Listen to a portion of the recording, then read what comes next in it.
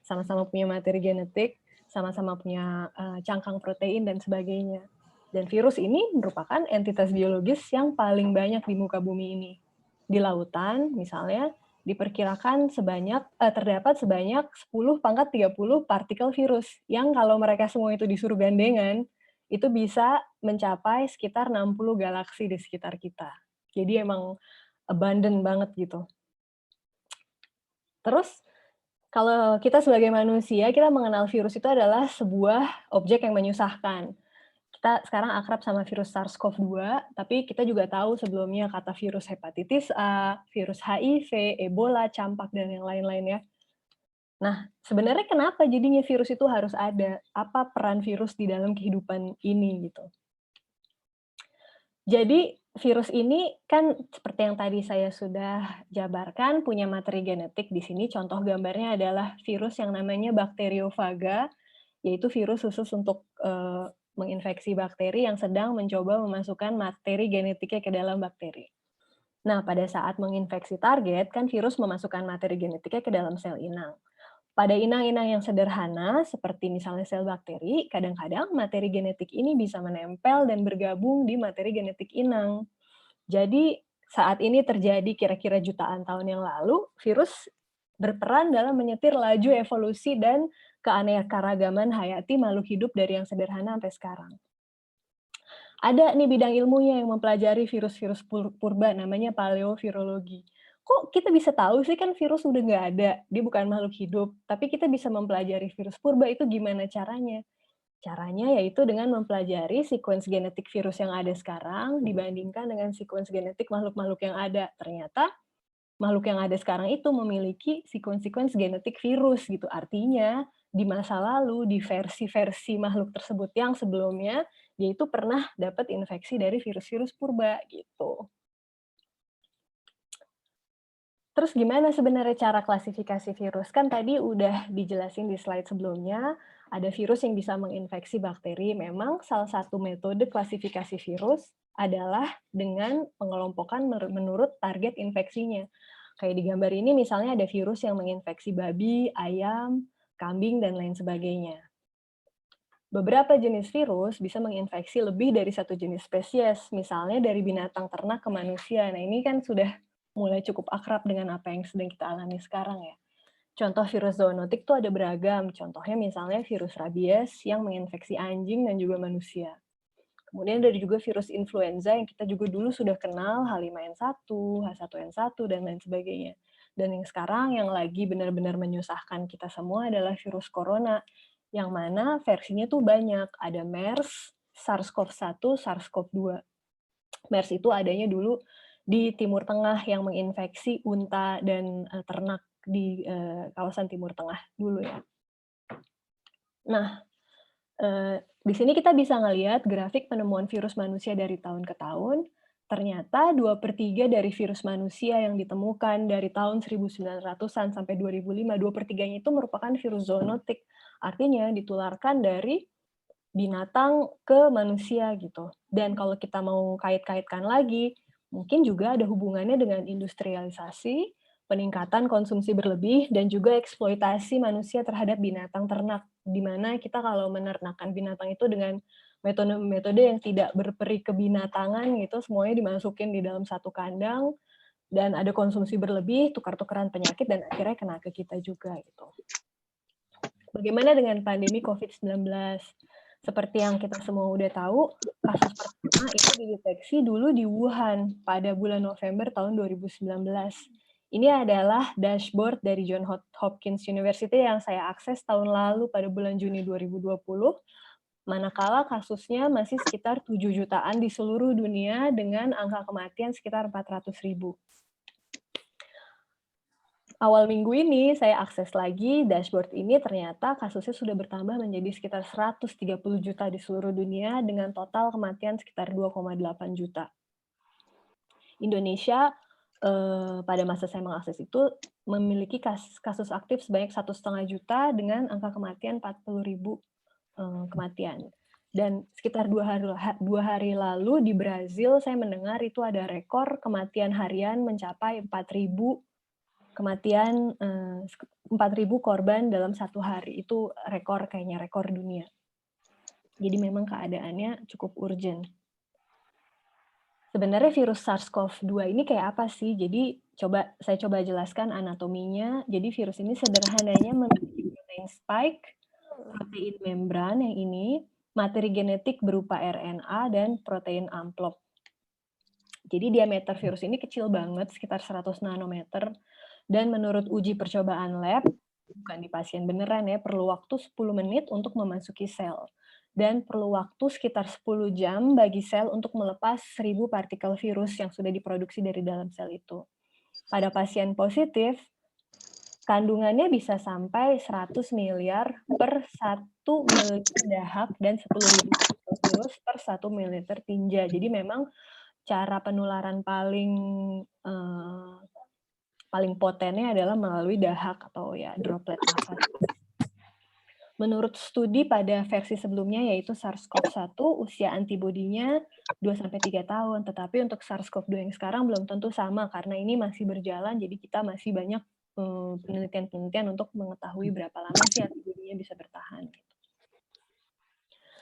Ada berbagai cara untuk mendeteksi virus SARS-CoV-2.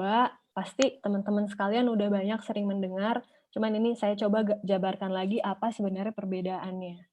Yang pertama ada swab PCR, swab antigen, dan juga rapid serologi. Pertama saya akan jabarkan berdasarkan target deteksi dari masing-masing metode deteksi ini. Kalau swab PCR, yang coba dideteksi adalah komponen genetik virusnya, yaitu RNA yang ada di dalam virus ini. Kalau swab antigen, yang dideteksi adalah komponen virusnya atau bagian protein cangkang dari virus itu sendiri. Sedangkan rapid serologi yang dideteksi oleh metode deteksi virus ini adalah ada atau tidaknya antibodi pasien terhadap virus. Jadinya, dua metode pertama ini bisa mendeteksi status infeksi real time. Apakah pada saat diuji, pasien itu sedang memiliki komponen virus COVID atau tidak. Sementara untuk tes rapid serologi, itu yang dilihat adalah ada atau tidaknya antibodi. Artinya pasien bisa saja masih mengalami infeksi dan antibodi sudah terbentuk, atau bisa saja pernah mengalami infeksi, virusnya sudah nggak ada, tapi antibodinya masih ada, itu bisa juga. Nah, dari segi hasil, swab PCR ini hasilnya dalam bentuk nilai CT. Nanti kalau ada yang mau tanya lebih lanjut lagi gimana caranya sih memahami nilai CT, saya bisa coba gambarkan lebih lanjut lagi. Jadi ini menggambarkan nilai kuantitatif yang menggambarkan jumlah virus yang ada di dalam badan kita atau di dalam sampel yang diambil gitu ya. Terus kalau yang untuk 2 tes selanjutnya biasanya hasilnya reaktif atau non-reaktif. Jadi yes or no, ada atau tidak ada. Lama prosesnya untuk swab PCR minimal 1 hari, dan untuk tes yang lainnya itu bisa lebih sebentar. Untuk catatan, kalau tes swab PCR ini sampelnya bisa dikirim lebih lanjut untuk sequencing, artinya bisa kita ketahui secara lebih mendetail varian apa, virus apa yang menginfeksi. Nah, untuk yang rapid serologi, seperti yang tadi sudah saya gambarkan, hasilnya bisa terus positif pada pasien penyintas COVID atau penerima vaksin COVID. Kalau kita sudah menerima vaksin dan memiliki antibodi untuk COVID, kita juga bakalan positif tes antibodinya gitu. Nah, tadi saya sempat sebut-sebut dikit mengenai mutasi virus SARS-CoV-2 yang bisa diketahui lewat sequencing tadi. Sebenarnya apa sih yang dinamakan dengan mutasi? Mutasi itu sederhananya adalah modifikasi informasi genetik yang menyebabkan karakter fisik dari protein itu berubah. Sebenarnya mutasi ini bisa terjadi di mana aja, di bagian mana aja, tetapi yang paling banyak terjadi dan paling menarik untuk didokumentasi adalah mutasi yang terjadi di protein spike. Kira-kira ada 57% perubahan di protein spike dari virus SARS-CoV-2 ini yang terdokumentasi. Padahal sebenarnya kalau dari segi pemetaan genetik, bagian dari genom virus SARS-CoV-2 yang akan menjadi protein spike itu cuma 13%, kecil banget, tapi di situ mutasinya paling bercokol, banyak gitu. Nah, menarik untuk mempelajari dan memahami protein spike ini karena mutasi pada protein spike ini akan menentukan banyak hal, terutama menentukan bagaimana manusia itu atau penelitian itu bereaksi terhadap pergerakan atau dinamika virus COVID ini, karena protein spike ini yang menentukan mudah atau tidaknya virus untuk masuk ke dalam sel inang. Jadi kalau ada perubahan, bisa jadi dia bisa menjadi semakin virulen dan meningkatkan tingkat penularannya. Kemudian studi tentang protein spike ini juga yang digunakan untuk mengembangkan sistem deteksi. Jadi kalau protein spike ini berubah, itu bisa menentukan dikenal atau tidaknya dia oleh sistem deteksi yang ada.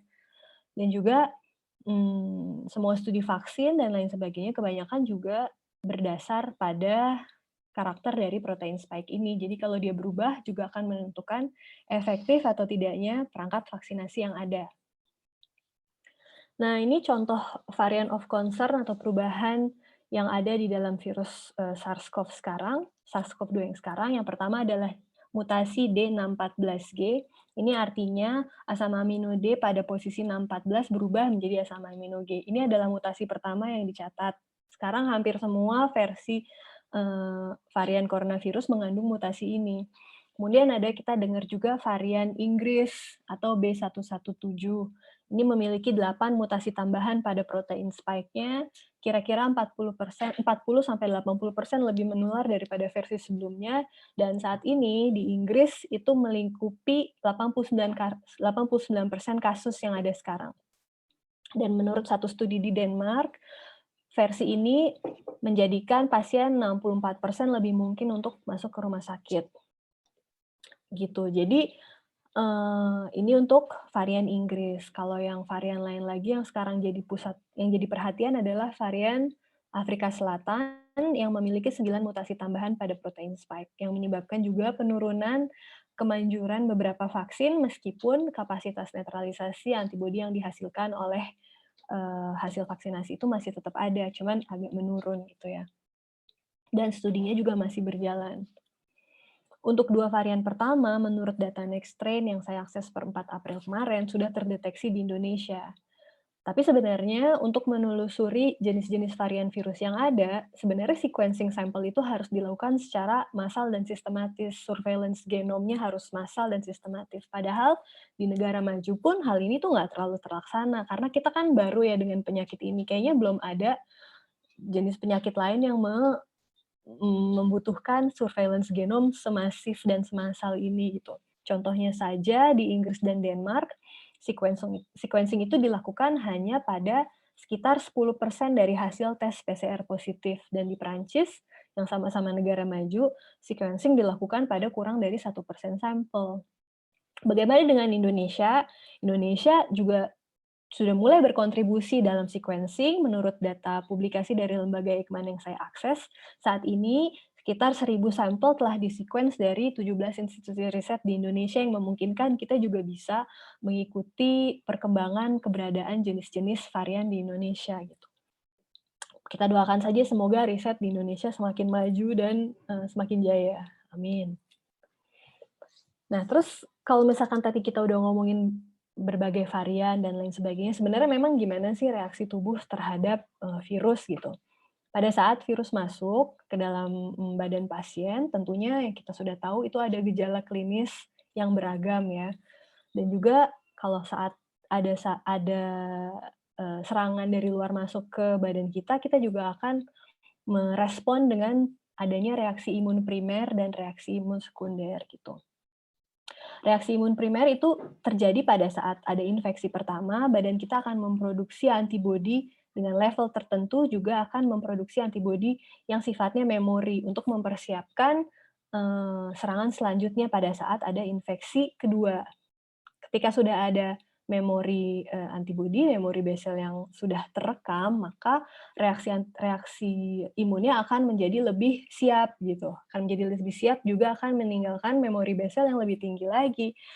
Namun pada saat ini terjadi dalam konteks infeksi beneran, seringkali gejala klinis yang ada itu sudah cukup parah untuk supaya yang mencegah kita mengeluarkan reaksi imun kita secara optimal gitu. Jadi makanya ada yang namanya vaksinasi, di mana kita bisa meminta badan kita untuk mengeluarkan reaksi imun primer dan sekunder secara optimal tanpa gejala klinis yang berarti. Itulah mengapa kebanyakan vaksinasi membutuhkan 2 dosis. dosis pertama dan dosis kedua gitu. Jadinya ketika ada infeksi lagi, sudah ada memory B cell yang bisa menjawab serangan dari luar gitu. Memang konsepnya imunisasi dan sistem imun itu katanya what doesn't kill you makes you stronger gitu ya. Kita menjadi lebih siap untuk menghadapi serangan kuman atau virus dari luar. Nah, masuk ke ranah vaksin, menurut keterangan pers dari Menkes Budi Gunadisadikin dari rekaman Sekretariat Negara, tahun 2020 kemarin, di akhir tahun, ada 4 vaksin yang rencananya akan didatangkan ke Indonesia. Pertama Sinovac dari Cina, Novavax dari Amerika, Pfizer-BioNTech, dan juga Oxford AstraZeneca. Ini keempat vaksin ini memiliki metode vaksin yang berbeda-beda. Kalau Sinovac itu dari virus COVID yang diinaktivasi, Novavax itu dari nanopartikel protein spike, dari virus-virus tadi, diambil protein spike-nya aja, terus dibikin nanopartikel.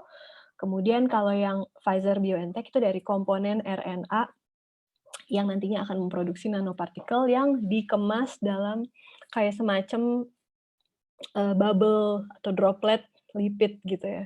Kemudian kalau yang jenis keempatnya isinya komponen DNA yang mengkode protein spike di dalam cangkang adenovirus, yaitu virus yang hanya berfungsi untuk mengirimkan materi genetik aja tanpa akan bereplikasi di dalam sel. Mungkin ini istilahnya agak-agak terlalu teknis, mohon maaf kalau saya kurang jelas menjelaskannya nanti bisa ditanya lebih lanjut ya. Cuman di slide sebelumnya saya akan coba jelasin lagi mengenai vaksin-vaksin yang berbeda-beda ini.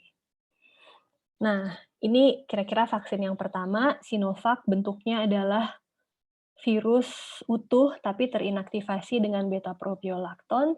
Jadi dimasukin ke dalam sel, di sel itu nanti akan ada beberapa jenis sel yang bisa menginternalisasi virus, virusnya di dalam sel dipotong-potong, terus akan dibentuk antibodi yang mengenal berbagai bagian dari virus ini yang sudah diinaktivasi. Ini yang banyak digunakan di Indonesia saat ini ya. Dosisnya 2 dosis berjarak 3-4 minggu. Efikasinya 50% untuk jenis varian yang ada sekarang, tapi untuk varian yang South Africa belum ada studinya, saya belum nemuin studinya.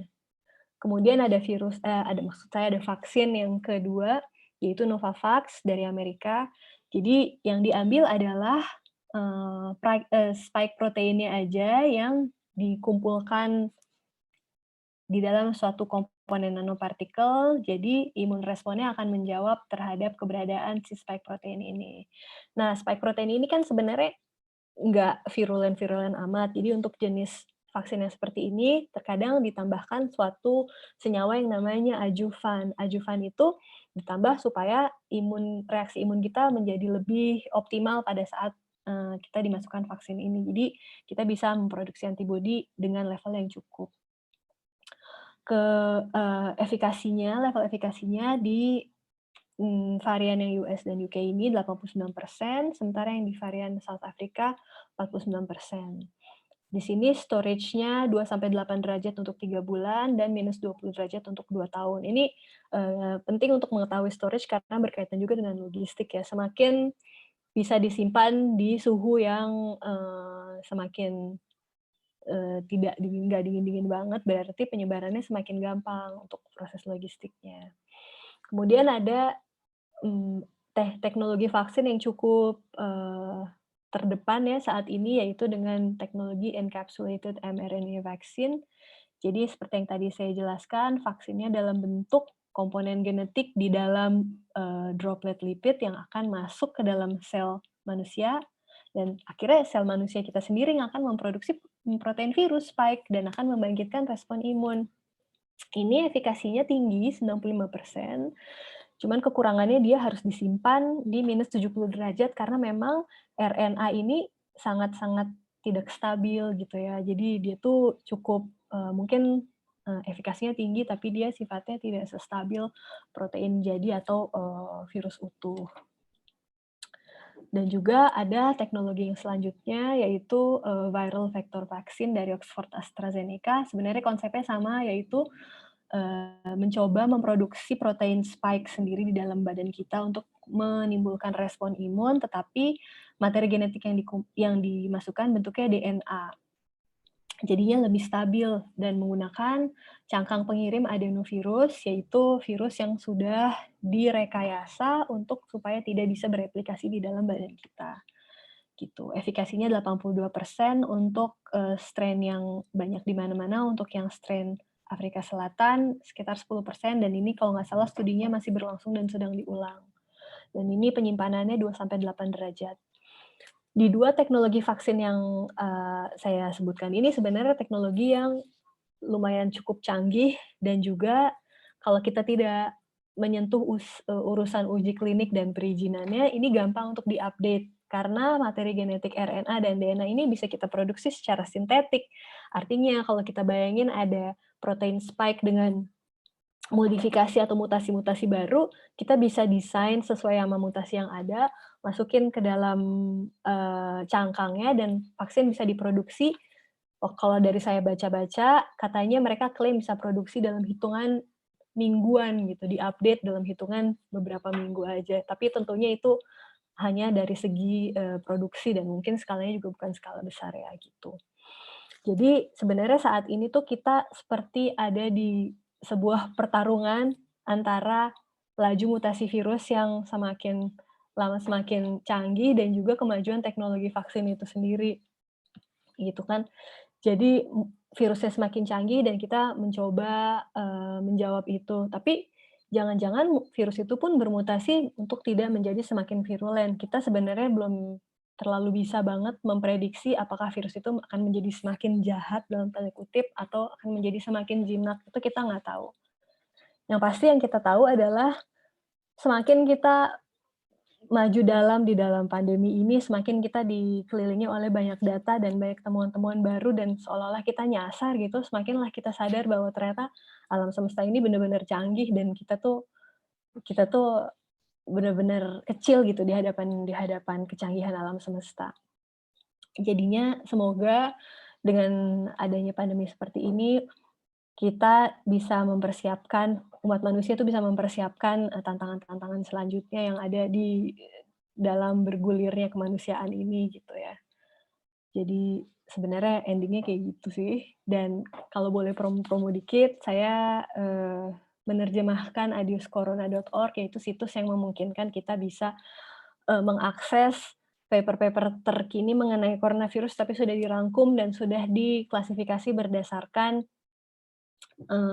macam-macam kategori yang lebih gampang dimengerti gitu. Ada versi bahasa Indonesianya lagi dalam proses penerjemahan, gitu. Sekian dari saya, terima kasih banyak. Habis ini akan ada Tika yang ngejelasin lebih lanjut mengenai uji klinis dan lain sebagainya.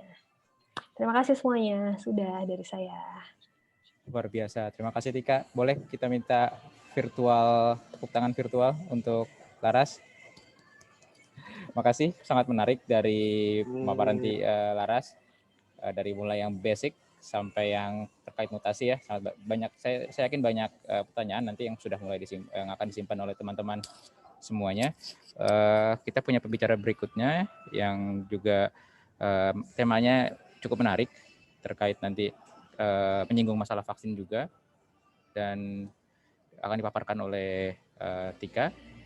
Mangga Tika, kita punya waktu 20-30 menit ke depan untuk presentasi. Silakan. Assalamualaikum warahmatullahi wabarakatuh. Selamat malam. Terima kasih Ikur dan terima kasih Laras, pemaparannya amat sangat menarik dan bagus ya. Jadi kita bisa kombinasi antara hulu dan hilir. Jadi tadi Laras sudah memaparkan bagaimana virus dan vaksin secara molekuler dan teknologinya. Nah, sekarang izinkan saya untuk memaparkan bagaimana COVID-19 ini bisa kita hadapi secara konkret di Indonesia, baik dalam hal pengobatan, pencegahan, maupun bagaimana dari diri kita sendiri sebagai masyarakat, karena sebagai informasi, keluarga kami adalah keluarga survivor COVID. Jadi saya akan memaparkan baik dari segi profesional saya sebagai peneliti uji klinik COVID-19, dan juga sebagai survivor COVID-19.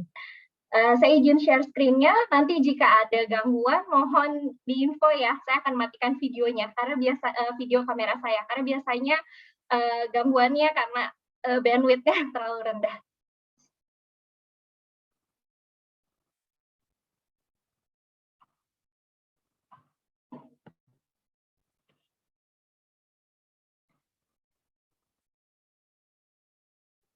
Apakah sudah terlihat screen-nya? Sudah, Tika. Sudah. Oke. Jadi sebagaimana yang tadi saya sebutkan, saya akan memaparkan bagaimana cara kita konkret menghadapi COVID-19. Saya sekarang ini menjadi Clinical Trial Coordinator, yaitu koordinator uji klinik untuk penelitian COVID-19 untuk 2 studi, baik pencegahan maupun pengobatan. Menarik ya, jadi penyakit itu sebelum diobati ada dicegah dulu gitu. Jadi kita nggak langsung mengobati penyakitnya, tapi kita cegah dulu nih, jangan sampai kena. Tapi kalau misalkan udah terlanjur kena, kita juga akan mengobati penyakit itu supaya kita sehat kembali gitu. Nah, bagaimana sih caranya kita mencegahnya? Tentunya berdasarkan guideline dari Kemenkes di Gerakan Masyarakat Sehat, kita ya pakai masker, cuci tangan, jaga jarak. Sepertinya semua teman-teman dan Bapak Ibu di sini sudah tahu. Nah, yang melengkapi adalah vaksin. Ya, jadi kita perlu ingat ya, vaksin itu melengkapi, bukan sebagai penutup dari semuanya. Jadi meskipun kita sudah divaksin, tapi kita tidak jaga jarak, kita tidak cuci tangan dan pakai masker, vaksin itu tidak bisa. Vaksin itu sebagai bagian dari paket tersebut. Jadi caranya cegah dengan divaksin dan juga menjaga jarak, cuci tangan, dan lain-lain yang sudah diketahui sebelumnya. Jika sudah terkena, bagaimana lawan? Bagaimana itu jika sudah terkena? Virus yang tadi Laras jelaskan itu sudah masuk ke dalam tubuh kita, dan afinitas virus corona ini, mohon dikoreksi jika saya keliru ya Laras, sangat tinggi di paru-paru. Oleh karena itu kita melakukan diagnosisnya itu dengan swab test, karena memang virusnya itu sangat banyak di hidung dan paru-paru dibandingkan dengan anggota tubuh yang lain. Gitu. Jadi memang virus ini punya tempat yang dia sukai, yaitu di paru-paru dan di daerah saluran pernapasan atas juga di hidung. Nah, bagaimana gejalanya? Tentunya kita semua sudah tahu demam, batuk pilek, gangguan pernapasan, sesak, sakit tenggorokan, letih, dan lesu. Jika sudah mengalami gejala-gejala ini, caranya kita untuk melawan adalah menghubungi dokter. Karena dokterlah yang paling mengetahui bagaimana pedoman tata laksana COVID-19 akan diterapkan pada tubuh kita. Saya sangat menekankan dan merekomendasikan untuk teman-teman tidak melakukan swamedikasi jika sudah mengalami gejala-gejala seperti ini. Mengapa? Karena kalau kita melakukan swamedikasi yang kurang tepat, nanti yang rugi adalah diri kita sendiri dan orang lain gitu. Kalau sudah merugikan orang lain, kita sudah menularkan kepada orang lain, itu amat sangat disayangkan ya. Makanya angka untuk virus corona semakin naik semakin harinya. Oke. Baik pencegahan maupun pengobatan itu melalui sebuah proses untuk menemukannya. Jadi kita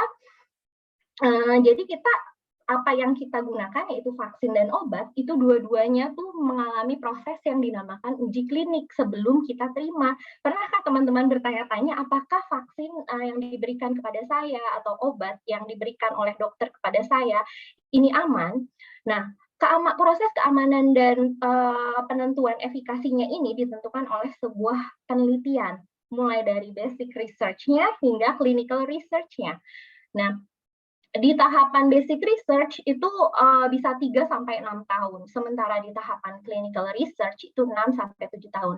Nah, kebetulan ranah saya adalah di bidang clinical research, yaitu uji klinik. Nah, apakah teman-teman tahu uji klinik itu sebenarnya apa?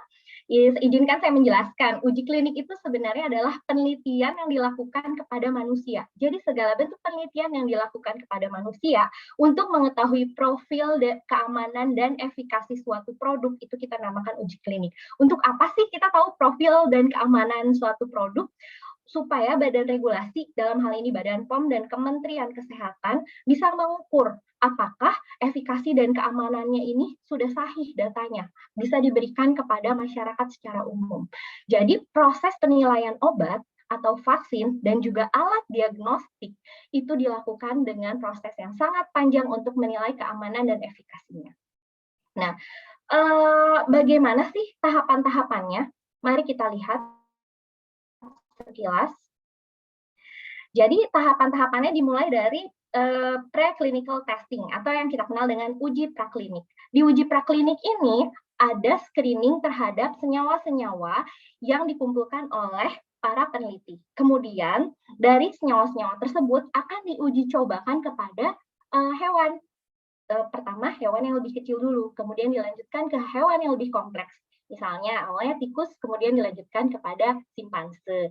Nah, setelah diketahui keamanan dan efikasinya pada hewan, maka penelitian ini akan didaftarkan protokolnya ke badan regulasi. Apakah boleh dilanjutkan kepada manusia? Nah, di sini kita bisa lihat ya, bahwa untuk satu molekul obat saja ribet. Maksudnya ribet di sini adalah kita benar-benar dilindungi oleh badan regulasi gitu, nggak sembarangan satu molekul obat ini bisa langsung lolos dipakai oleh manusia gitu.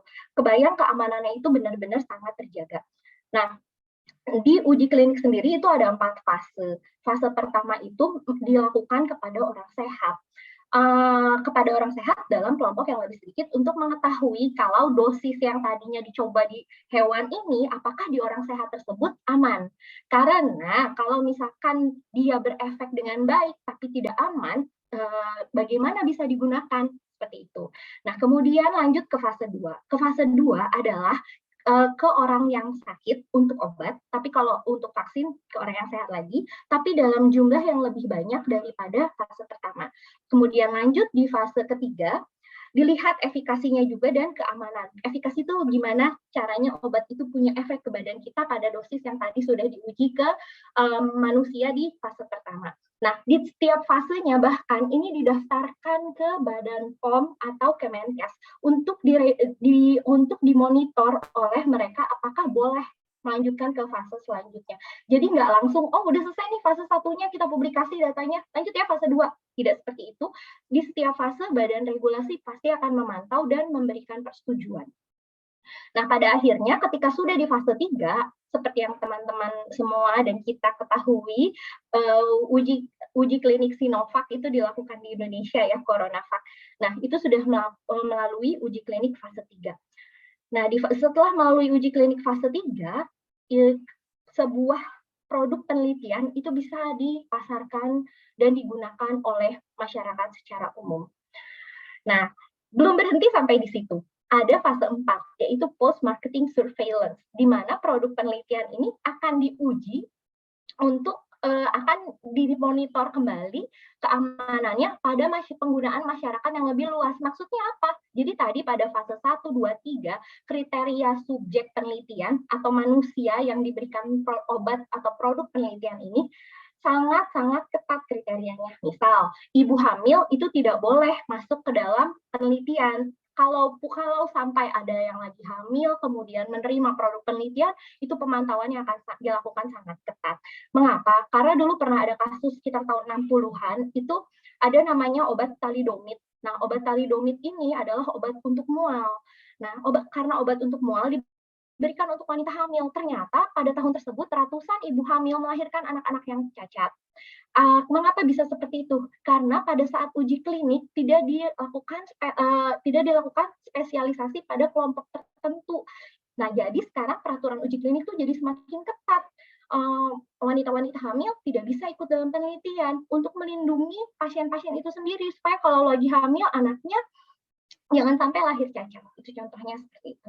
Nah, kita bisa lihat di sini sejak awal yang diuji pertama itu adalah keamanannya. Jadi bisa dibayangkan ya, kalau misalkan kita, aduh takut minum obat ini, padahal dokternya udah kasih dan udah ada uji kliniknya, aduh takut di vaksin ini, bayangkan dari awal tuh keamanannya udah dimonitor. Memang kita tidak bisa terlepas dari efek samping obat. Itu pasti akan selalu ada. Bahkan air putih pun ada efek sampingnya ya, kalau kita minum terlalu banyak, kembung kita. Nah, begitu juga dengan obat atau produk penelitian. Nah, setelah itu kita lihat khasiatnya. Di setiap tahap itu kita lihat khasiat dari produk penelitian tersebut.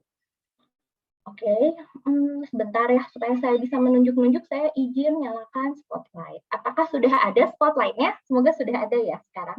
Nah, kita bisa lihat ya di sini dari fase 1, fase 2, fase 3, dan fase 4, itu jangka waktunya berbeda-beda. Nah, yang paling lama itu biasanya di fase 3. Mengapa? Karena pada fase ini melibatkan jumlah subjek yang lebih banyak, pemantauannya lebih lama, dan dilakukan pada beberapa lokasi penelitian dan beberapa negara, multi-sites and multi-countries. Oke, saya lanjut. Nah, mungkin teman-teman bertanya, mengapa ya kalau vaksin COVID-19 ini cepat sekali penelitiannya gitu, kok sudah di-approve lagi sama Badan POM, aman nggak ya? Insya Allah aman. Mengapa saya bilang seperti itu? Karena COVID-19 ini diberikan emergency use of authorization tanpa dengan tetap memperhatikan aspek keamanannya. Tapi mengapa bisa ada shortcut? Itu di bagian uji preklinisnya. Jadi karena ini adalah kondisi emergency, molekul obat yang diujikan kepada manusia itu sebelumnya sudah diketahui dulu. Jadi ada yang namanya bank data senyawa obat. Nah, kira-kira nih kan kita semua sudah tahu ya bahwa SARS-CoV-2 itu adalah keluarga dari coronavirus ya. Nah, ada bank data itu yang bisa digunakan untuk dinilai keamanannya. Nah, makanya kita bisa shortcut di situ. Jangan khawatir, saya melihat di lapangan bahwa pemberian vaksin COVID-19 ini dilakukan sangat ketat oleh para petugas Tenankes. Jadi meskipun pada proses uji kliniknya dilakukan pada jangka waktu yang singkat, tapi pemantauan di lapangannya tetap dilakukan dengan sangat ketat. Seperti itu. Saya izin lanjut, mungkin saya perlu memberikan gambaran bagaimana sih kita bisa yakin bahwa data keamanan dan efikasi dari suatu produk penelitian baik vaksin, data obat maupun alat diagnostik. Alat diagnostik itu yang tadi Laras sebutkan, misalkan swab PCR, swab antigen, itu juga diuji oleh uji klinik untuk melihat apakah efektif atau tidak. Jadi bukan hanya obat ataupun vaksin. Nah, semuanya itu menggunakan satu guideline yang sama. Di Indonesia, kita di guideline tersebut dibuat oleh Badan POM mengacu ke International Conference Harmonization E6, kita sebut ICH GCP, Good Clinical Practice. Nah, ini adalah ranah saya, bidang saya tuh di sini di uji klinik dan bagaimana kita melakukan uji klinik di Indonesia. Nah, siapa saja sih yang harus menggunakan panduan ini dan siapa saja sih yang berperan dalam proses pengujian klinik ini? Ini kita bisa lihat.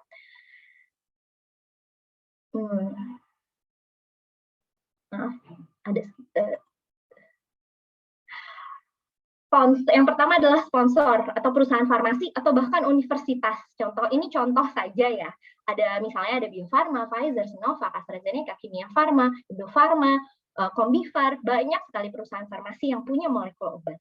Kemudian sponsor ini atau perusahaan farmasi bisa saja menguji secara langsung dan menghubungi tenaga kesehatan atau melibatkan suatu badan yang namanya organisasi riset kontrak atau lembaga riset, misalnya Equilab, Prodia, IQVIA, EOCRU.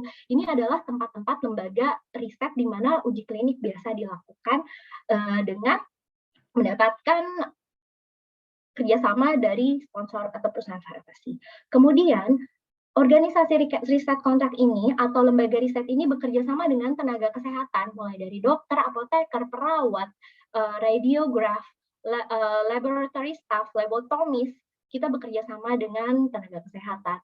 Lalu para tenaga kesehatan ini adalah klinisi-klinisi atau stakeholders-nya akan merekrut subjek penelitian, bisa subjek penelitian yang sakit untuk pengujian obat atau subjek penelitian yang sehat untuk penelitian vaksin. Nah, semuanya ini harus mengikuti International Conference Harmonization of Good Clinical Practice Guideline. Nah, dan semua proses ini diawasi oleh Komite Etik Penelitian. Komite Etik ini akan menilai protokol penelitian tersebut layak tidak diberikan ke subjek penelitian. Beberapa kali saya mengajukan protokol ke komite etik, itu pasti mereka akan review dengan sangat detail.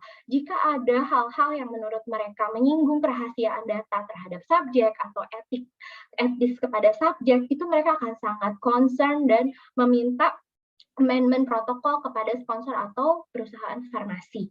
Kemudian dan melalui organisasi riset kontrak atau melalui penelitinya. Kemudian selain ke komite etik, protokol itu harus diuji oleh Badan POM dan juga untuk alat diagnosis oleh Kementerian Kesehatan Republik Indonesia. Kebayang ya, sangat ketat sekali monitoring obat keamanan dan efikasinya ini gitu, mulai dari sponsor, organisasi riset kontrak, kemudian komite etik dan badan POM, semuanya memantau dengan baik. Saya ingin lanjut. Nah, bagaimana proses dan desain uji klinik ini dilakukan? Prosesnya sendiri melibatkan sekumpulan orang yang direkrut dan mau masuk ke dalam penelitian ini. Tidak boleh ada paksaan dari tim peneliti maupun sponsor ataupun badan regulasi terhadap subjek penelitian ini. Benar-benar atas kesukarelaan mereka. Bagaimana cara mengambil kesukarelaan mereka? Itu dengan memberikan penjelasan yang sangat lengkap melalui inform konsen tentang penelitian yang akan dilakukan kepada mereka tanpa ada paksaan dan harus jelas diberikan waktu untuk berpikir.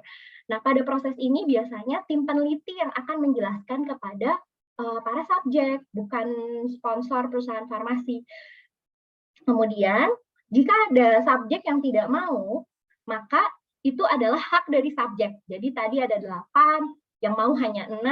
Nah, dari 6 subjek ini baru boleh diambil data pemeriksaan fisiknya, atau misalnya sampel darah, diperiksa X-ray-nya, diperiksa CT scan, dan lain-lain, untuk diketahui apakah layak dan sesuai dengan protokol penelitian untuk diberikan obat. Seketat itu ya, yang seperti tadi saya info, ibu hamil itu di screening di sini juga. Kalau hamil ya tidak bisa ikut gitu misalnya. Nah, misalnya dari 6 subjek, 1 ternyata gugur.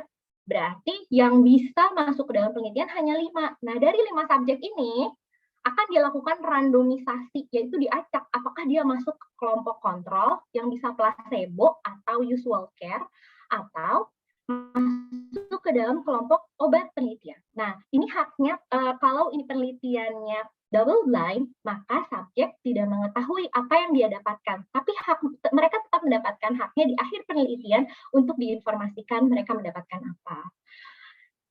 Kemudian, mengapa dilakukan randomisasi? Randomisasi ini bertujuan untuk mengeliminasi subjektivitas dari subjek itu gitu. Jadi memang efikasi dan efek samping yang muncul tuh hanya karena objek penelitiannya, yaitu produk penelitian. Jadi di sini yang menjadi objek penelitian itu bukan manusia ya, tapi produk penelitian. Kita sangat menjunjung tinggi hak-hak dari pasien atau subjek penelitian. Nah, dari semua proses ini dipantau kejadian yang tidak diinginkan, dan jika ada kejadian yang tidak diinginkan, ada yang namanya Data Safety Monitoring Board. Itu sebuah badan independen, bukan bagian dari sponsor ataupun dari badan regulasi, yang akan melihat secara objektif apakah penelitian tersebut layak untuk dilanjutkan atau tidak. Nah, hasil penelitian dari proses ini akan dipublikasikan dalam jurnal ilmiah. Misal nanti hasilnya ternyata obatnya, penelitiannya tidak bermanfaat atau tidak lebih superior daripada obat kontrolnya, berarti itu hasil penelitiannya bermanfaat, tentunya bermanfaat. Jadi kita tahu, misalnya seperti hidroksikloroquine. Kita tahu ya, hidroksikloroquine itu sudah tidak dipakai lagi untuk pengobatan COVID-19 karena diketahui tidak bermakna gitu. Nah, hasil ini dilaporkan kepada badan regulasi. Bukti inilah yang akan digunakan sebagai acuan untuk pencegahan dan pengobatan data-data ini. Gitu. Jadi data-datanya memang sahih dan akurat. Karena tadi udah dieliminir dengan proses randomisasi, kemudian dipantau selama proses penelitian. Bagaimana dengan penggambaran hasil penelitian ini? Hasil penelitian ini digambarkan sebagai sumber informasi yang sahih dan dapat digunakan untuk melakukan pengobatan atau pencegahan terhadap penyakit. Ini adalah evidence-based medicine pyramid. Jadi dari piramida ini kita bisa menilai bahwa yang digunakan untuk melakukan pengobatan, makin ke atas itu datanya makin sahih. Jika dapat dibuktikan kebenarannya, maka dapat dipertanggungjawabkan efikasi dan keamanannya. Makin ke atas ini, level of evidence atau bukti-buktinya makin bisa dipertanggungjawabkan. Nah, randomized control trial yang tadi saya sebutkan itu berada di urutan ketiga. Yang paling atas itu apa? Itu tata laksana yang tadi saya sebutkan di awal, yang dibuat oleh organisasi dokter-dokter di dunia, atau oleh CDC, oleh CDC atau oleh WHO, seperti itu. Nah, saya ingin menggambarkan sedikit kepada teman-teman. Ini ada yang namanya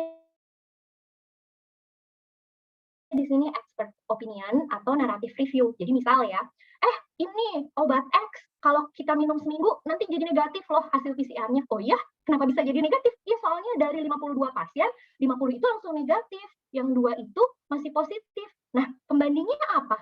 Kalau memang udah waktunya negatif gimana? Tapi kalau di randomized control trial, misalkan dari 100 orang, 50 diberikan obat X, 50 tidak diberikan obat X. Yang 50 diberikan obat X ini lebih cepat negatif daripada yang 50 ini. Misal ya, ini contohnya. Nah, di situ kita bisa lihat bagaimana kalau randomized clinical trial ini memiliki bukti yang lebih memadai daripada sekedar expert opinions yang dilihat di lapangan atau narrative review gitu yang ada. Oke. Nah, sekarang kita lanjut ke vaksin COVID-19 yang sudah ada di dunia ya.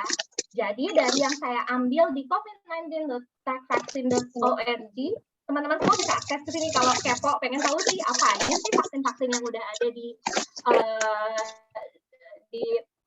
apa saja sih vaksin-vaksin yang sudah ada di dunia ini.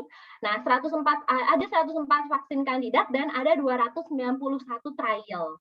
Nah, dari 291 trial ini ada 29 di fase 1 dan 29 di fase 3 dan 13 vaksin yang sudah di-approve. Menarik ya. Jadi di dunia ini sudah ada 13 vaksin yang sudah di-approve. Yang masuk Indonesia baru 2, yaitu AstraZeneca dan Sinovac. Maksud saya di sini adalah sudah di-approve oleh Badan POM. Nah, kita lihat yuk, berapa sih yang sudah diuji di Indonesia atau sedang dalam pengujian di Indonesia. Nah, tadi seperti yang disebutkan, dari 2 vaksin ini yang masuk Indonesia, yang sudah diuji di Indonesia sendiri langsung adalah Sinovac. Wah, gimana nih AstraZeneca nggak diuji di Indonesia? Masih bisa dipakai nggak? Tentunya bisa. Mengapa? Karena mereka menerapkan protokol penelitian yang dinamakan ICH-GCP tadi. Jadi, datanya bisa digunakan secara sahih dan akurat untuk orang Indonesia juga. Seperti itu. Jadi, efikasi dan keamanannya bisa dipertanggungjawabkan. Nah, yang masuk ke Indonesia ada 4 uji klinik vaksin. Di antaranya Anhui, ini sudah diuji lagi di Bandung, ini dari informasi yang saya tahu, Bandung, Jakarta, dan ada Reitera, kemudian Sinovac, dan yang terakhir adalah Aivita Biomed. Oke, kita bisa lihat ini 291 trial yang ada di dunia, hanya 4 trial yang masuk ke Indonesia. Saya sangat berharap bahwa Indonesia bisa mendapatkan trial-trial vaksin lainnya dan bisa memperkaya Indonesia dengan pengalaman penelitian klinis seperti itu. Jadi mungkin ke depannya kita bisa dapat lagi ya banyak uji klinik vaksin. Nah, bagaimana dengan data efikasi dan keamanannya? Di sini saya ingin mengajak teman-teman untuk melihat bagaimana badan regulasi kita tuh sangat transparan terhadap masyarakatnya. Jadi Badan POM itu memiliki website untuk melakukan pengecekan produk. Jadi kalau kita masuk ke cek produk Badan POM, di sana kita klik nama produknya COVID-19, akan keluar 2 vaksin yang sudah di-approve. Akan keluar misalnya saya klik vaksin AstraZeneca, nah di sana ada nama produk, bentuk sediaan. Kalau kita klik di sini, kita akan mendapatkan akses mengenai informasi produk. Nah, teman-teman bisa lihat sendiri di sana bagaimana data keamanan dan data efikasinya. Kemudian yang kedua, tadi kan pencegahan. Sekarang pengobatan ya. Bagaimana obat COVID-19 saat ini yang diberikan kepada masyarakat di seluruh dunia? Sudah ada belum sih obat COVID-19? Seperti yang tadi saya bilang, obat COVID-19 ini tentunya sudah mengalami proses pengujian klinik dan approval dari badan regulasi dan memiliki data keamanan dan efikasi yang sahih. Sudah ada 590 obat yang sedang diuji, yang sedang dikembangkan, 430 obat yang sedang diuji, 9 obat yang mendapatkan izin edar darurat, dan 1 obat yang sudah di-approve oleh Badan POM. FDA, US FDA. Nah, jika teman-teman ingin melihat bagaimana treatment guideline-nya yang dikeluarkan National Institute of yang dikeluarkan oleh NIH, teman-teman bisa akses di sini. Di sini teman-teman bisa melihat bagaimana rekomendasi, misal pengen tahu vitamin C bisa nggak ya digunakan untuk pencegahan COVID-19? Nah, teman-teman bisa lihat di sana sendiri. Ini tracker obat-obatan yang diberikan oleh New York Times. Ini saya informasikan juga. Nanti teman-teman bisa lihat bagaimana ada petunjuk dari New York Times ini bahwa ada rekomendasi dulu dari pemerintah asing mengenai dulu yang lucu tuh disinfektan disuntikin. Nah di sana dijelasin disinfektan tuh nggak bisa disuntikin ke manusia meskipun itu membunuh virus gitu. Atau bagaimana ya udah kita pakai UV light aja supaya virusnya mati. Nggak bisa karena kulitnya manusia nggak akan tahan sama itu. Seperti itu. Teman-teman bisa akses di sini. Nah, untuk di Indonesia sendiri tetap pedomannya kita ke pedoman tata laksana COVID-19. Nah, apa sih yang satu obat ini yang sudah di-approve? Jawabannya adalah remdesivir. Tapi obat ini hanya bisa diberikan oleh dokter di rumah sakit untuk pasien yang sedang berat. Jadi kita jangan medikasi pakai obat ini sendiri ya, karena ini adalah obat keras dan sudah ada aturan penggunaannya. Nah, bagaimana dengan yang sedang hits? Ini plasma convalescence, penggunaannya itu sebenarnya masih diatur dalam konteks uji klinik. Dan saat ini tuh bukan sebagai terapi sebenarnya. Akan tetapi, FDA memberikan emergency use of authorization.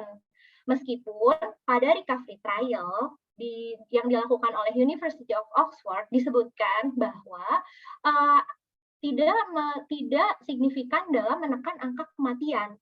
Seperti itu. Jadi dari 10.000 yang sudah dirandomisasi, itu 18% menerima convalescent plasma dan 18% menerima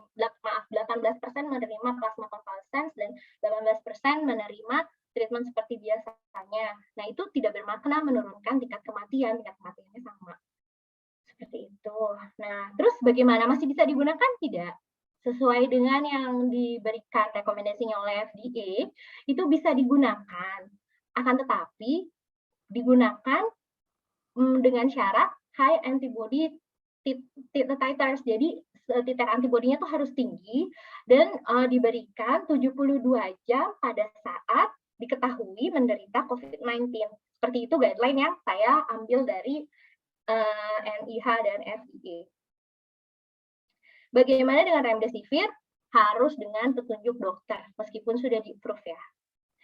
Nah, selanjutnya adalah jangan sampai terpapar. Bagaimana supaya kita tidak terpapar? Waktu itu saya dan keluarga juga istilahnya qadarullah ya, kita kena gitu. Suami saya positif dan ini karena mungkin ada protokol kesehatan yang dijalankan secara longgar. Itu apa? Waktu itu anak-anak saya kebetulan bermain tanpa masker dan mungkin bertemu dengan orang yang tidak menggunakan masker. Mungkin dari situ. Atau mungkin sebenarnya dari saya juga yang sebenarnya swabnya negatif, bertemu orang, ya kita nggak pernah tahu ya dapatnya dari mana.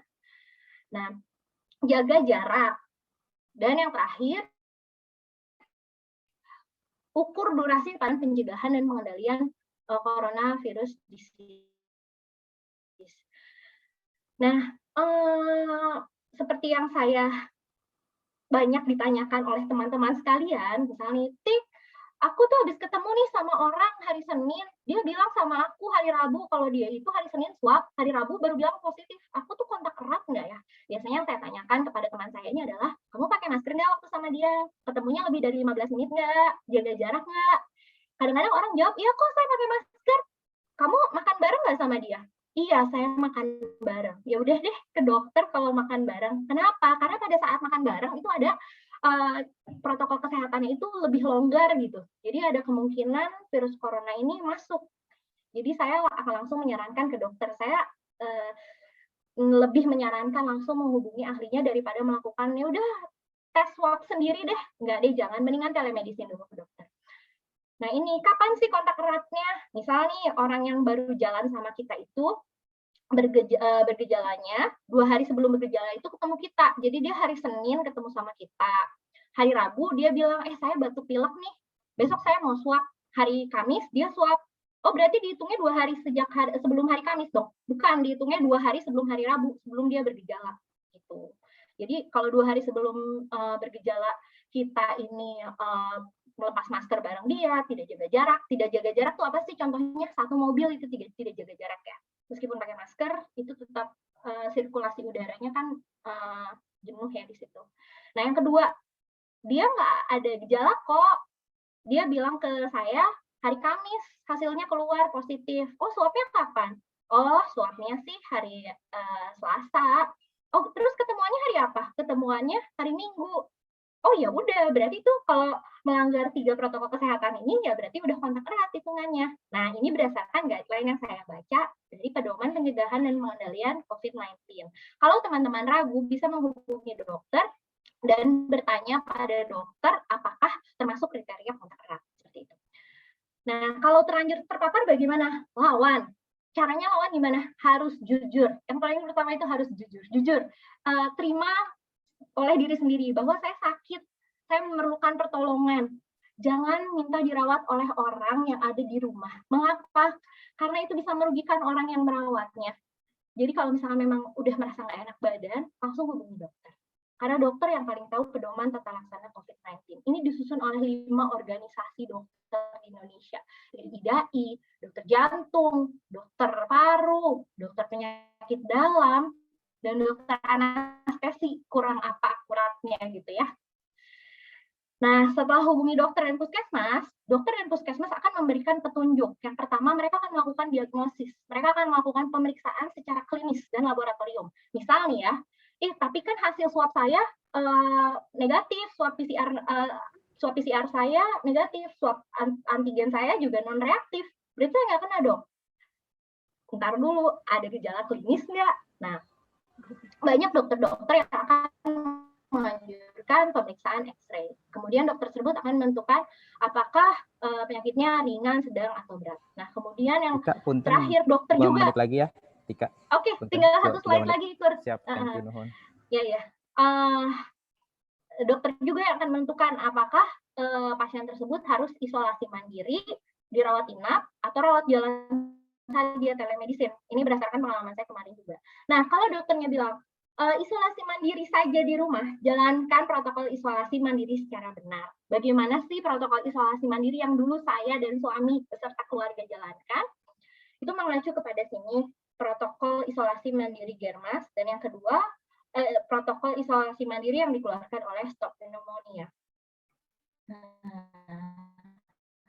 Mohon maaf, ini saya nggak tahu hapusnya gimana ya. Udah kelihatan ya teman-teman? Nah, bagaimana protokol isolasi mandiri tersebut saya jalankan? Waktu itu suami saya minta masuk ke kamar yang ada kamar mandinya. Begitu juga dengan membantu saya yang menderita COVID-19. Jadi memisahkan antara yang sehat dan yang sakit itu sangat penting. Bukan sekedar memakai masker dan jaga jarak dengan mereka. Tapi pisahkan, jaga yang sehat agar tetap sehat. Dan jaga yang sakit agar tidak menulari yang sehat. Jadi jangan dicampur. Kemudian saya menyediakan alat makan khusus untuk mereka. Kemudian saya menyediakan alat alat untuk cuci baju khusus untuk mereka dan alat untuk cuci piring khusus untuk mereka. Saya dan anak-anak tidak bertemu mereka sama sekali. Nah, ini sebenarnya tidak terlalu diinformasikan ya di sini apakah perlu menerapkan red zone, yellow zone, dan green zone, tapi waktu itu saya menerapkan seperti itu. Jadi area kamar suami saya dan area kamar asisten rumah tangga saya itu saya mark sebagai red zone. Saya bilang ke anak-anak, jangan mendekati area itu kalau tidak mau terkena virus. Contohnya seperti itu. Jadi kita harus tegas sama anak-anak juga. Dan memang itu kondisi yang sangat horor ya kalau saya bilang, dan saya juga tidak mau kembali lagi ke situ. Tapi yang paling penting adalah pantau kondisi orang-orang yang positif ini dengan menggunakan oximeter yang tersedia. Supaya kita lebih awas, dan juga dengan termometer yang tersedia. Kemudian bagaimana setelah selesai isolasi? Setelah selesai isolasi, saya melakukan disinfeksi. Oh, kamu panggil tukang untuk semprot-semprot rumah? Tidak, saya menggunakan UVC radiation berdasarkan rekomendasi dari FDA. Mengapa saya menggunakan ini? Karena saya mengingat dulu waktu saya masih di farmasi ITB ada praktikum di lab steril untuk mensterilisasi ruangannya, itu kita melakukan sterilisasi dengan UVC ini gitu. Nah, itu pun yang saya terapkan di rumah ketika selesai isolasi mandiri, saya dan suami melakukan sterilisasi semua ruangan dengan UVC. Nah, pertanyaan selanjutnya adalah kapan sih sudah sembuh dan bebas isolasi? Ini saya ambil lagi dari pedoman ini. semuanya kriteria ini ditentukan secara klinis oleh dokter, jadi bukan oleh kita. Oh, saya udah isolasi 10 hari, berarti saya sudah sembuh. Tidak. Tanpa adanya surat bebas isolasi atau pernyataan sembuh dari dokter, berarti kita belum bebas isolasi. Tunggu surat bebas isolasi dan pernyataan sembuh dari dokter. Inilah pentingnya kita lapor ke puskesmas. Seperti itu. Seperti yang tadi saya jelaskan, bahwa semua hal itu adalah toksik atau racun. Bagaimana kita menimbang hal tersebut? Apakah kita bisa menggunakannya dalam jumlah yang baik, optimal, atau kita menggunakannya dalam jumlah yang malah menimbulkan efek samping. Seperti itu. Jadi yang menentukan adalah takarannya yang diuji oleh clinical trial, efficacy dan keamanannya. Ya, sekian Ikur dan Laras, pemaparan dari saya, juga teman-teman yang lain. Semoga menarik dan bermanfaat ya. Silahkan jika ada pertanyaan, insya Allah saya akan menjawab jika masih sesuai dengan ranah saya sebagai praktisi uji klinik. Iya, terima kasih Tika. Sekali lagi minta ke teman-teman untuk virtual applause untuk Tika.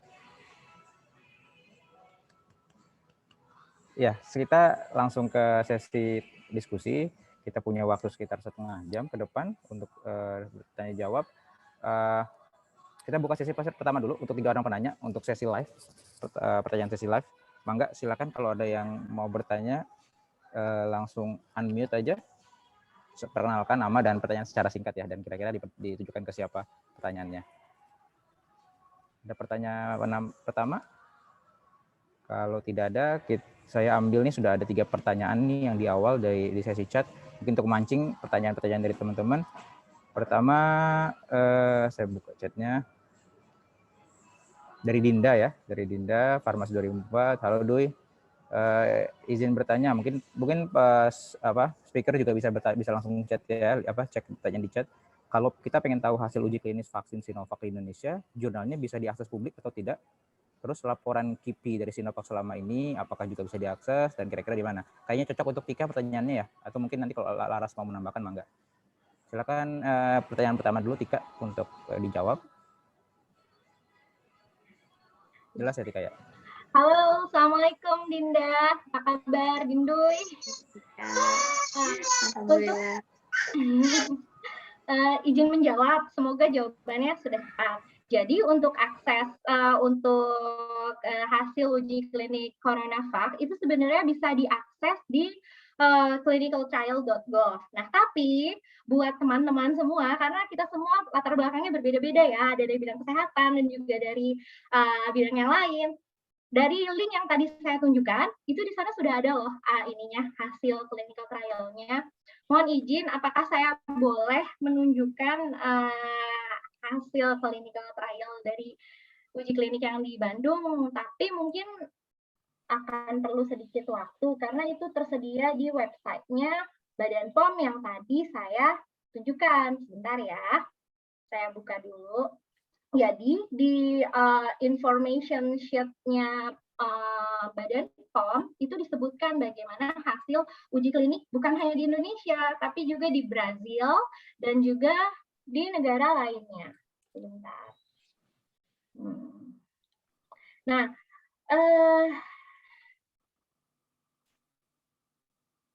ya, ini sudah ada. Oke.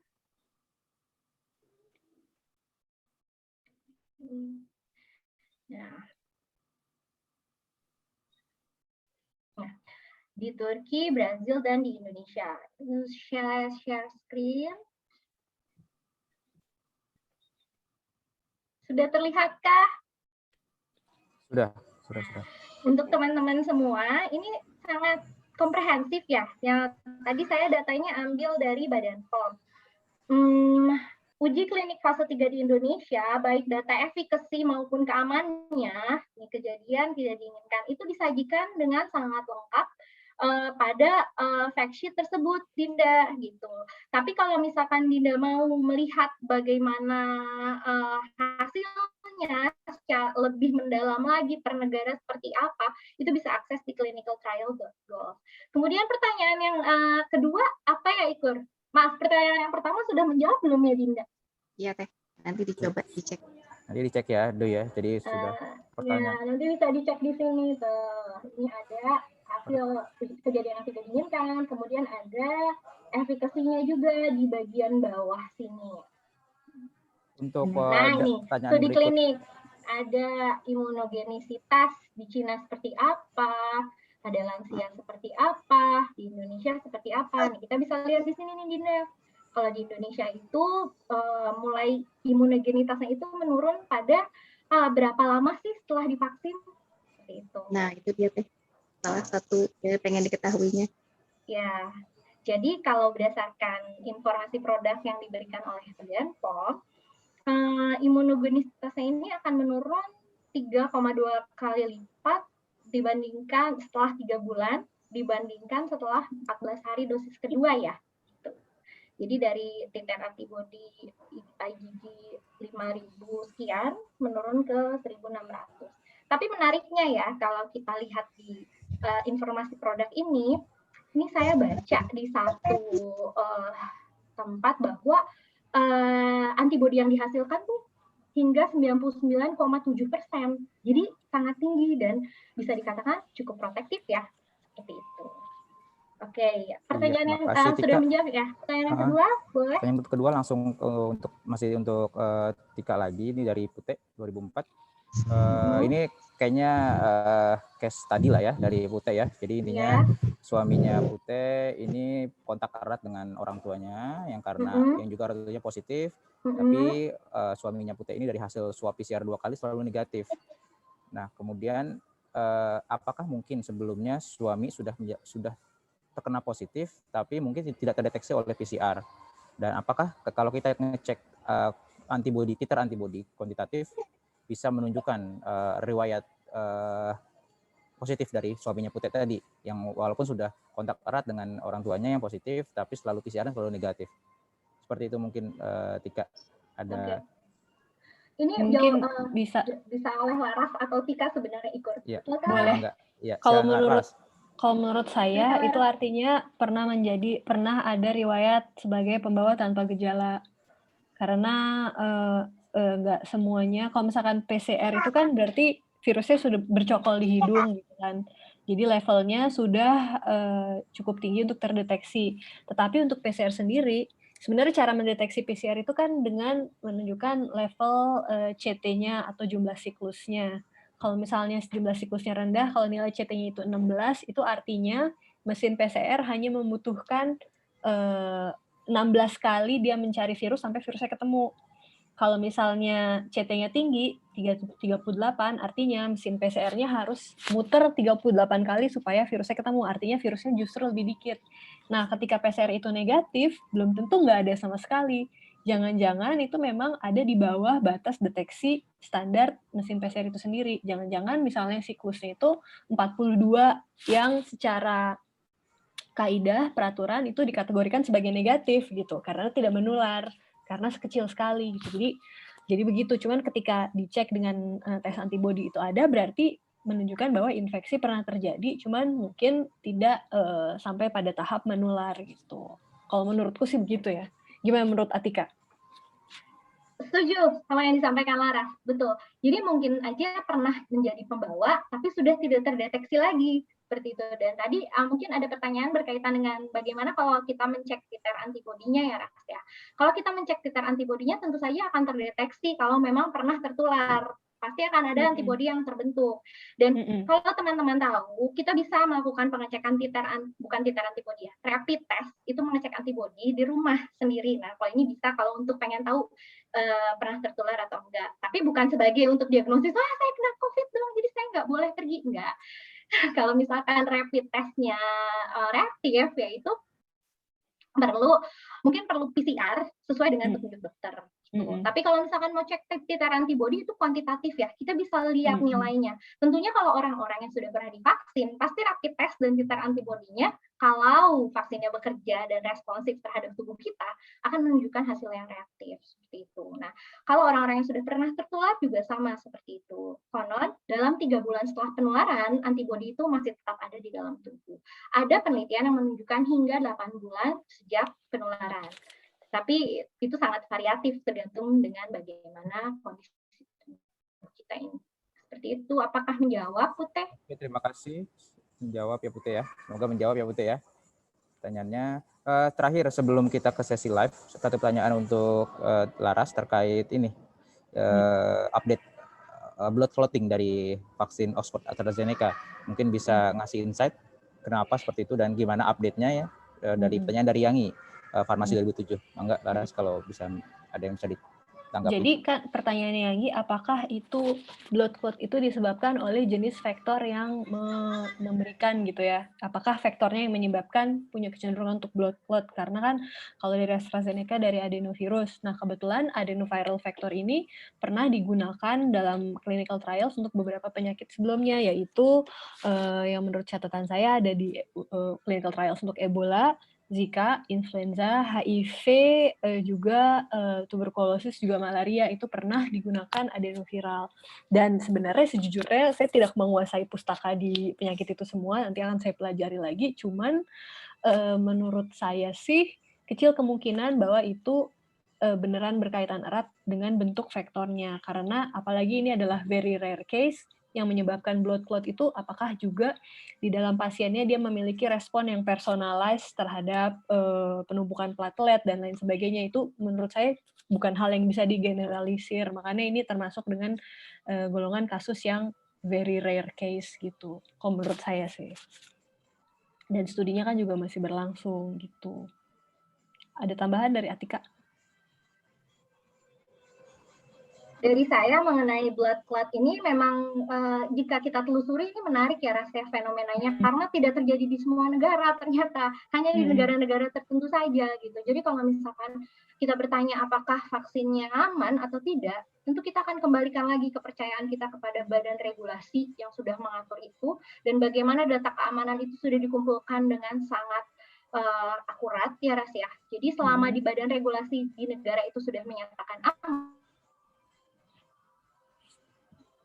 seharusnya sudah dilakukan pengkajian yang secara menyeluruh ya terhadap data keamanannya. Tapi kalau misalkan sekarang yang masuk ke Indonesia dianggap aman, ya berarti memang ada batch tertentu yang diproduksi pada negara tertentu mungkin yang menjadikan efek samping blood clot tersebut seperti itu. Bagaimana Ikur? Mungkin ada pendapat lain dari Ikur? Cukup kayaknya, cukup menjawab. Semoga Yangi terjawab ya pertanyaannya. Kita bisa masuk ke sesi live, pertanyaan live. Mangga satu dua pertanyaan kita buka untuk sesi live. Ada yang mau bertanya? Langsung unmute aja. Tujukan ke siapa, perkenalkan nama dan jurusan, kemudian tujukan ke siapa. Nggak ada? Pada malu-malu semua kayaknya ya. Oke, kalau nggak ada, ini juga masih beberapa pertanyaan di sesi chat.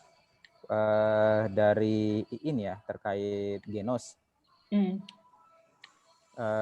Sebentar saya harus izin bertanya tentang COVID, metode deteksi COVID dengan genos sejauh mana EBM-nya sehingga metode ini bisa digunakan sebagai deteksi karena sudah beberapa lokasi ya di stasiun dan katanya di terminal keberangkatan bandara sudah mulai akan dilakukan.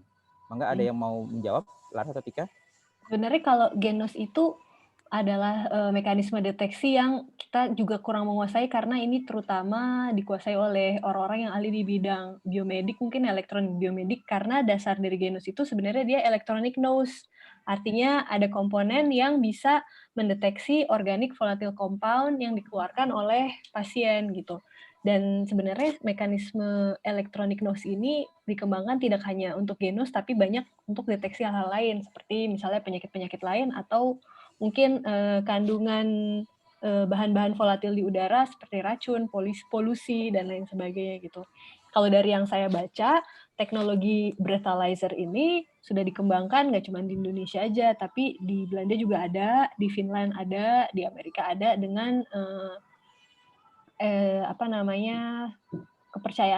tingkat bisa diandalkan sensitivitasnya sekitar di atas 80%. Cuman kalau misalnya kita disuruh jawab apakah sudah yakin bisa digunakan, kalau saya sih itu di luar bidang kompetensi saya. Cuman kalau melihat riwayat bahwa alat ini bukan alat yang baru saja ditemukan gitu, memang ada orang-orang yang memakai ini untuk keperluan-keperluan lain, untuk deteksi volatil organik compound udara yang lain. Menurut saya sih kayaknya sih bisa dipercaya ya model kayak gini. Dan apalagi ini adalah alat yang pengujiannya mungkin tidak intrusif buat anak-anak, itu nggak menyeramkan harus masuk ke hidung. Cuman mungkin yang saya juga, karena saya juga baru tahu dan saya juga bertanya, mungkin kalau di teman-teman yang menyimak ada yang bisa menjawab, apakah itu bisa menentukan sejauh mana orang yang diperiksa itu mengembangkan penyakit COVID-nya gitu, apakah pas udah parah banget baru bisa dideteksi, atau kalau misalnya kayak nggak parah-parah banget, tapi sebagai pembawa dengan gejala ringan, apakah itu juga terdeteksi? Saya tidak bisa menjawabnya gitu. Tapi itu menjadi pertanyaan dari saya juga. Jadi kalau misalnya ada yang bisa menjawab, dipersilahkan. Saya mau izin menambahkan dikit ya, Ras, ya. Mangga, dari bidang tadi kan pertanyaannya IBM-nya seperti apa gitu, bukti-buktinya seperti apa. Kalau berdasarkan bukti-bukti sih memang katanya penelitiannya sudah dilakukan ya, uji kliniknya terhadap sekitar 300-500 subjek gitu, yang mana kalau misalkan kita nilai, oh bagus nih, udah ada arah ke pembuktian secara kliniknya. Tapi terus terang, saya juga belum membaca secara lengkap bagaimana metode pengujiannya dilakukan, apakah randomized control trial atau bukan gitu. Jadi kalau misalkan ditanya bagaimana sekarang sudah sahih atau belum digunakan, ya setuju sama yang Laras bilang, ini karena relatif baru, jadi kita masih belum tahu bagaimana penggunaannya ke depan. Tapi pada saat ini untuk diagnosis gold standar diagnosis yang dilakukan di rumah sakit untuk penentuan pasien COVID itu tetap dari swab PCR. Swab antigen terkadang juga dilakukan karena swab antigen ini sudah banyak penelitian yang menunjukkan bahwa bagus ininya gitu, akurat seperti itu. Jadi kalau ditanya bagaimana genos IBM-nya, ya saat ini penelitiannya belum sebanyak swab antigen, tapi kalau untuk penentuan gold standarnya tetap PCR seperti itu. Even saya mungkin sedikit agak melenceng dari pertanyaannya, tapi saya ingin memberikan penekanan pada teman-teman semua. Rapid test itu tidak bisa digunakan untuk diagnosis. Yang kasihan itu ketika orang rapid testnya itu reaktif, terus jadinya dianggap, wah kamu COVID nih. Padahal kan rapid test itu bukan real time ya, seperti yang tadi Laras bilang di slide-nya.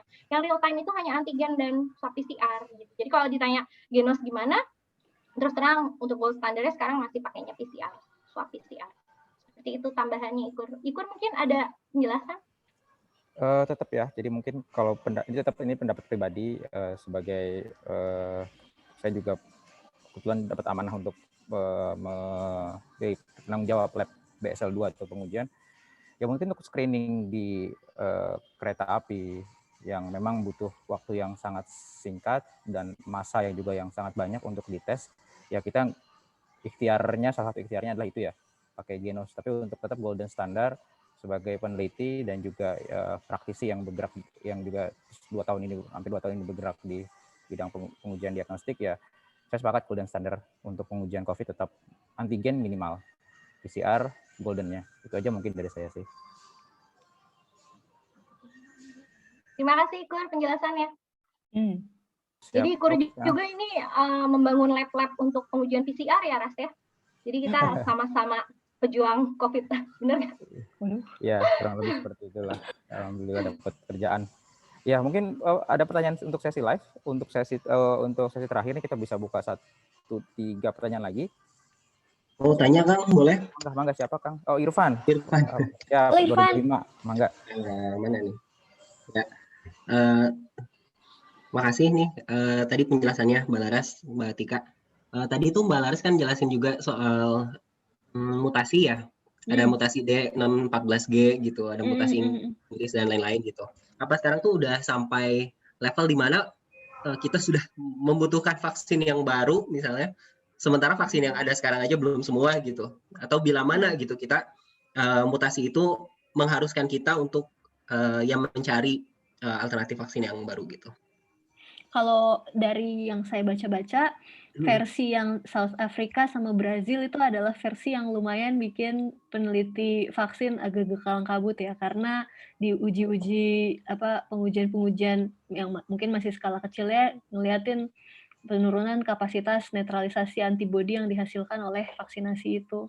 Jadi memang iya benar, jangan-jangan kita bentar lagi harus ganti strategi lagi. Tapi kalau dari yang tadi dijabarkan, kayaknya dengan teknologi vaksin model mRNA atau DNA, update vaksin ini bisa lebih gampang karena kita bisa kasih informasi mengenai protein spike baru yang teranyar untuk bikin vaksinnya. Cuman itu tentu saja kalau kita hanya ngomong masalah produksi dan pengembangan vaksin, tapi uji klinik dan implementasinya di masyarakat sampai bisa dipakai itu kan hal yang lain lagi ya gitu.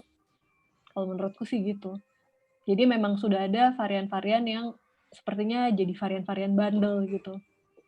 Dibandingin dari varian yang digunakan untuk pengembangan vaksin di awal. Tapi menurut saya sih kalau pendapat saya pribadi, vaksin yang semodel kayak vaksin Sinovac itu mungkin teknologinya teknologi yang tidak semaju mRNA, tapi kelebihannya karena dia menggunakan virus secara utuh, jadi antibodi kita bisa memproduksi badan kita bisa memproduksi antibodi yang lebih beragam lagi dari virus-virus dari bagian-bagian virus versi-versi awal itu yang mungkin masih bisa bermanfaat untuk versi-versi baru. Menurutku sih gitu. Gimana menurut Irfan?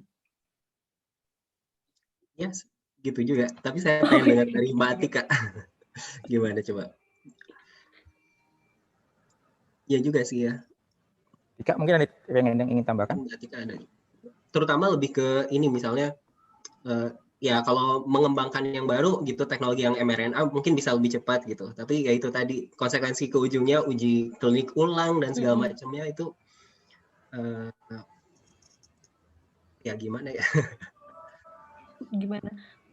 Kalau misalnya dilihat dari bagan singkatan bagan uji klinik yang dipersingkat dengan vaksin COVID itu kayaknya jauh lebih singkatnya. Iya, sampai berapa lama sih?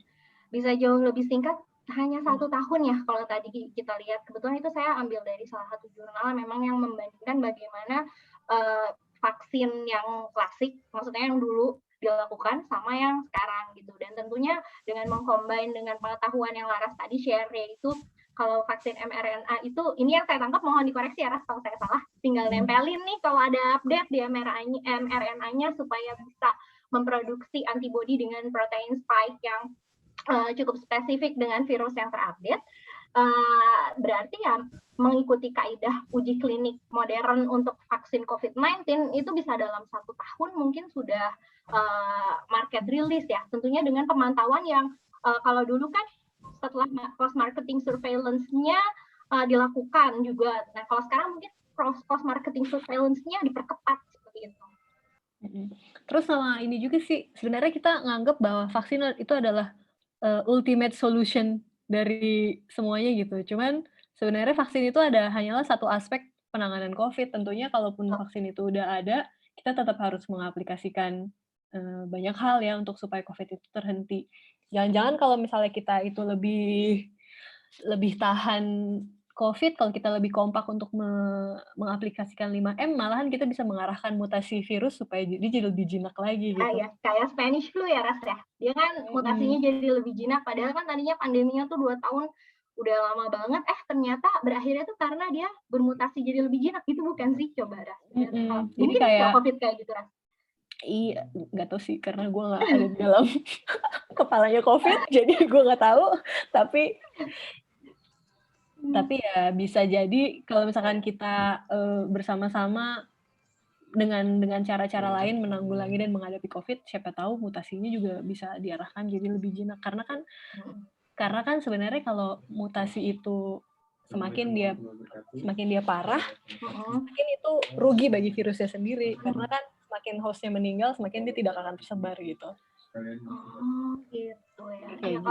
Kalau yang menarik lagi, misalnya nih tadi kan pertanyaannya, tadi kan ada pernyataan vaksin itu sebagai pelengkap. Iya benar, karena kalau kita pengen vaksin ini menghentikan pandemi, itu mungkin kita harus mencapai cakupan vaksinasi dalam persentase tertentu sehingga herd immunity itu jadi imunitasnya terbentuk secara luas dalam satu kelompok, itu terbentuk, baru nanti kita bisa bebas COVID-19.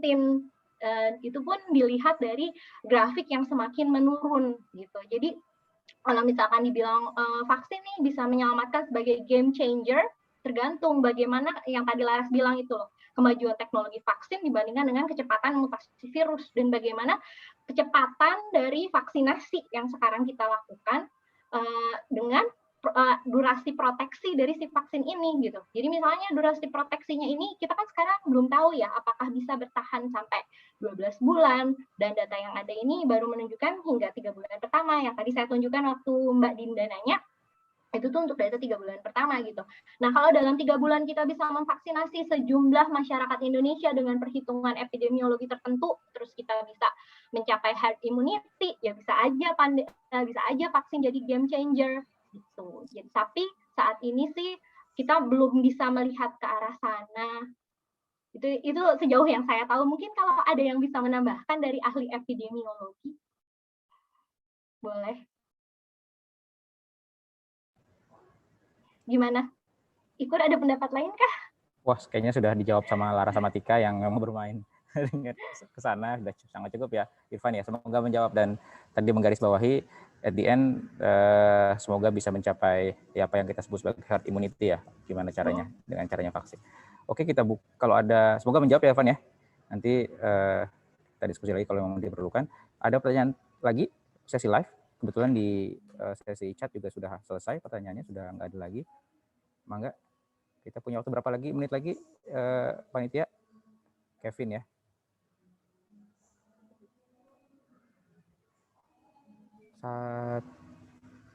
Oh ya, sudah ada. Mangga, silakan. Kalau ada pertanyaan, nggak usah khawatir. Kalau misalnya pertanyaannya mungkin bukan dari teman-teman yang bidang farmasi, yang jurusan lain juga saya lihat hadir di sini, bisa feel free to nanya-nanya ya.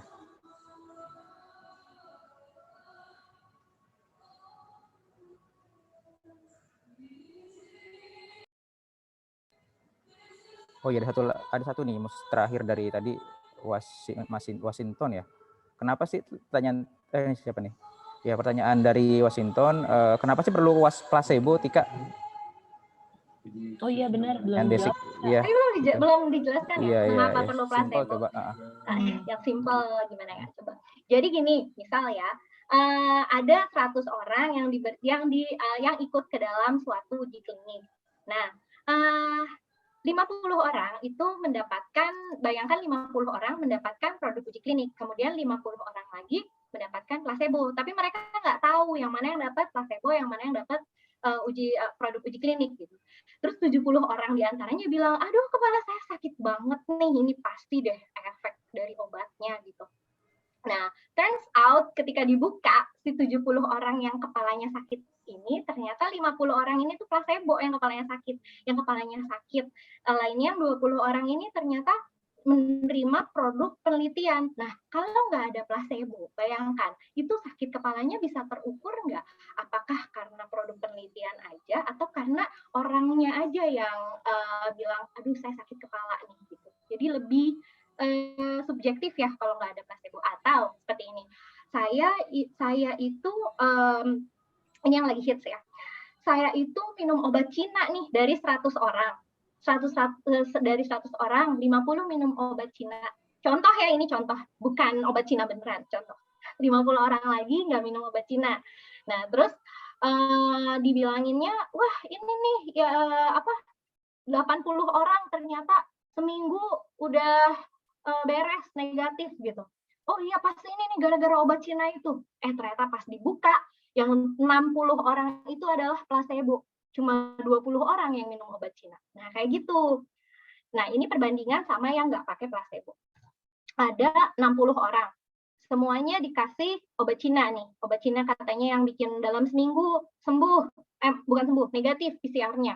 Nah dari 60 orang ini ternyata 50 orang benar negatif hasil PCR-nya dalam waktu seminggu, 10 orang lagi enggak. Nah, tapi semuanya ini menerima obat Cina. Nah, kita tahu dari mana itu memang udah waktunya dia sembuh, atau itu emang efek dari obatnya. Bandingan kalau dari 60 orang yang menerima obat Cina ini, dibilanginnya 40 orang nih PCR-nya negatif dalam waktu seminggu, 20 orang ini PCR-nya masih positif dalam waktu seminggu. Ternyata pas dibuka, oh iya bener, 40-40-nya loh ini pakai obat Cina. Oh berarti yang 20 itu memang karena nggak pakai obat Cina, bisa kayak gitu. Jadi perbandingannya tuh adil, mengeluarkan hasil-hasil yang tidak objektif gitu. Jadi memang yang dinilai itu produknya gitu, yang dibandingkan tuh produknya terhadap orangnya. Karena tubuh kita tuh kan sangat kompleks ya. Misalnya saya sama Devi gitu, atau saya sama Ikur, kita sama-sama minum paracetamol. Terus ternyata di saya, oh sembuh nih, paracetamolnya bikin sakit kepala saya hilang. Ternyata di Ikur, saya nggak sembuh nih, tetap aja saya sakit kepala, jangan-jangan ini adalah placebo. Padahal mungkin dosis yang masuk ke badan Ikur belum mencapai dosis terapi yang bisa diterima, seperti itu. Nah, tapi bisa jadi orang tuh kan pernah dengar placebo effect nggak? Kalau orang udah tahu dia, saya habis divaksin nih, pasti saya kalau saya habis divaksin nih, pasti saya terlindungi gitu. Saya nggak akan sakit gitu kan.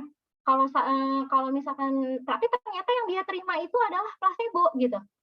Nah, kalau seperti itu kan penilaiannya jadi bias ya. Nah, jadi sebenarnya placebo itu menghilangkan bias dalam penelitian.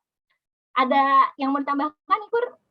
Sebagai peneliti juga? Sudah sangat jelas dan lengkap. Ya, makasih Tika. Oke, kalau misalkan tidak ada pertanyaan lagi, sepertinya sudah kita sampai di akhir acara. Sebelum saya tutup, ada pesan sponsor ya. Mangga Stephen dari panitia untuk menyampaikan apa yang mau disampaikan dari penyelenggara. Oh iya mau mengucapkan terima kasih sebesar-besarnya buat Kak Ikur, Kak Tika, dan Kak Laras, dan Kak Devi juga yang udah koordinasi, inisiasi acara dan mengisi ini. Jadi mau ada kenang-kenangan nih buat para narasumber dan moderator. Kan share screen ya. Ya ini ntar akan dikirimkan via email ya. Jadi karikatur nih. Nih Kak Ikur. Terus ini yang Kak Laras, dan terakhir untuk Kak Tika. Nanti akan dikirim via email, saya dikirim via Kak Devi ya. Mangga, terima kasih Stephen, makasih. Itu saja. Ya, makasih banyak Stephen atas oleh-oleh dan souvenirnya. Sebelum saya tutup, sekali lagi ada pesan lagi dari sponsor, katanya untuk di sini yang join di webinar kali ini, terutama untuk yang postgraduate-nya dari ITB atau profesi dari ITB, satunya bukan ITB, nanti akan ada sesi seperti ini, webinar dengan Saska. Nanti akan diinformasikan lebih detailnya oleh tim promotor. Ya, coba saya ini lagi cek sebentar.